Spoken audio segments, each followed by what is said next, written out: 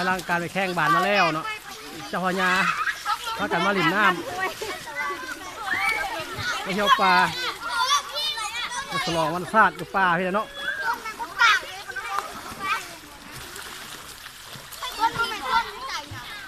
เจ้าพญามนบ่เจ้าพญา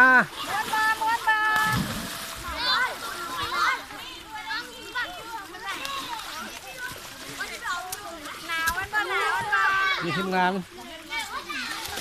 พ่อแม่ผู้ปกครองพุทธหลาย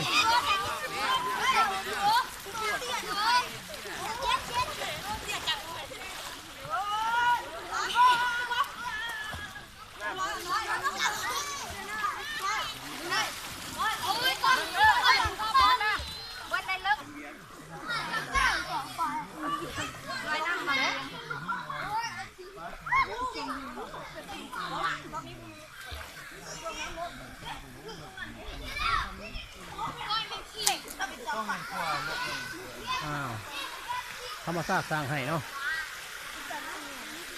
ได้ลูกมาต้นแล้วบุญเลยนะบ้านนี้ก็มาเพราะว่าถึงปั๊มจริงต้องได้ไปสัญญาเขาน่ะแล้วโมไปเสื่อ